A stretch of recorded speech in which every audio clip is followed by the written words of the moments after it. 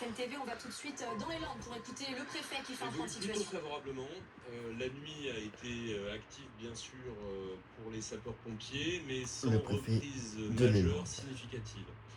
Comme hier, il y a eu énormément de travail aérien, de moyens aériens engagés. Quand les Canadair et Chinook et autres sont en l'air, on ne peut pas avoir les drones. Or, ce sont les drones qui nous donnent la cartographie la plus précise et la plus actualisée de la situation. On a refait décoller les drones cette nuit et donc on a été amené à réévaluer la situation du feu. La différence, c'est que les deux feux se sont rejoints. Alors, vraisemblablement, ça faisait déjà un petit moment. On l'avait d'ailleurs un peu constaté sur le terrain, il y avait des sautes. Bon. Donc maintenant, il n'y a plus deux feux séparés, il y a un seul feu. Ce qui n'est pas forcément un problème parce que la zone de jonction, de toute façon, il n'y avait pas d'enjeu à protéger pour nous. Et ça fait moins de lisières à traiter. Donc l'un dans l'autre, c'est pas une trop mauvaise nouvelle, au contraire.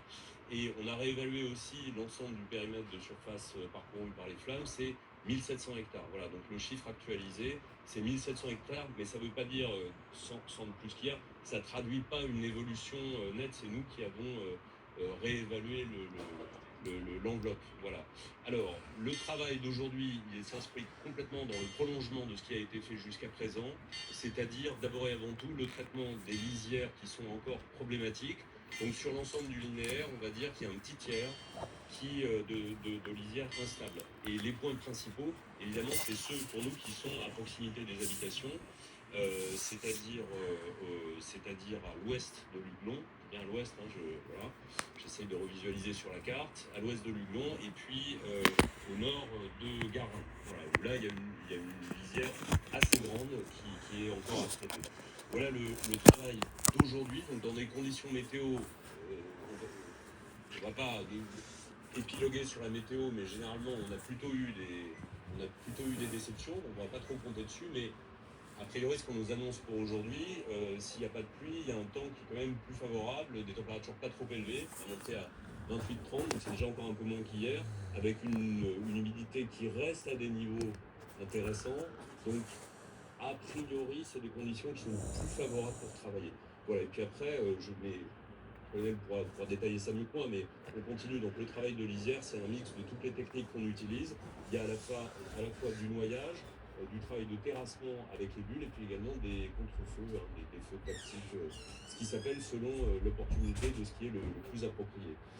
On pourra bénéficier des moyens aériens en tant que de besoin, le Chinook certainement sur la partie nord du feu dans la matinée, et puis les moyens aériens Canadair et Dash positionnés à Mérignac pourront être sollicités quand on aura besoin également. Mais là, maintenant, on va gérer une alternance comme on l'a fait sur la deuxième partie de traitement du feu de Biscarros, et on a maintenant vraiment des situations qui sont très parallèles, hein, donc c'est pour ça qu'on voit l'évolution, hein. Clairement on voit que ça va plutôt dans le bon sens pour l'instant. Donc on va devoir alterner entre, là on va plutôt privilégier maintenant le travail au sol, le colonel. Il y aura sans doute beaucoup moins de rotation, donc si vous entendez moins de Canadair aujourd'hui, ne vous inquiétez pas, c'est plutôt bon signe en réalité. Ça veut dire qu'on travaille différemment et qu'on peut maintenant privilégier le travail au sol. Voilà ce qu'on peut dire à ce stade. Voilà, on reste quand même très prudent, hein. Vous avez compris que on peut avoir des évolutions défavorables. On en a eu en fin de nuit dernière, c'était pas forcément le tableau auquel on s'attendait, donc voilà, on est très prudent, il y a encore beaucoup de travail devant nous. Mais enfin, bon, on a une évolution favorable par rapport à hier, c'est ça.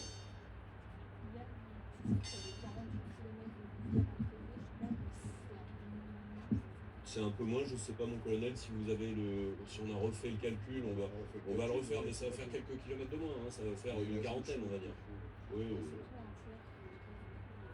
Oui, je peux même vous dire précisément 28%, mais bon, il n'y a pas de garantie contractuelle mais c'est un ordre de grandeur pour situer un peu les choses. Disons que ça dimensionne aussi les capacités, les moyens à engager. En fait, c'est ça qui est important. Plus on réduit et moins c'est consommateur de moyens, et plus on peut engager à fond sur les zones les plus critiques. Voilà. Alors, on va être là-dessus, très clair. Pour l'instant, on travaille. Pour l'instant, les zones ne sont pas en sécurité. Pour l'instant, on ne peut pas parler de retour à la maison, malheureusement. Il est bien évident qu'on ne souhaite que ça. On est allé hier à la rencontre Madame la maire de Sabre à la rencontre des personnes évacuées. Je leur ai dit, tenez bon, ça va encore durer un peu, on a besoin de travailler et on ne peut pas vous laisser rentrer. Je ne peux pas vous faire de promesses tant que votre maison elle est protégée, on y veille. Mais tant qu'aux abords c'est dangereux, tant qu'il y a des passages de Canadair, etc. Donc là, on dit très clairement, il faut résister à la tentation, malgré les ordres et les interdictions, à la tentation de revenir sur place et d'aller chercher des affaires, etc. C'est dangereux, c'est encore dangereux. Voilà. On l'espère pour le moins de temps possible. On travaille vraiment dans ce sens-là. Mais là, pour le moment, le retour à la maison n'est pas à l'ordre du jour. C'est bon, je cherche. La sécurité. La sécurité. La condition sine qua non, c'est la sécurité. Tu cherches tes cousins? Bah ouais. Ils sont là. Parce qu'ils étaient en train de bouffer hier soir. C'est plus le sujet, c'est pas le sujet. Donc je te les mets là. C'est pas le sujet. Si tu demandes, je te le Ah, mets. ils bouffent tout. Hein. Mais au moins, regarde, c'est protégé, il a rien bouffé du tout. Voilà.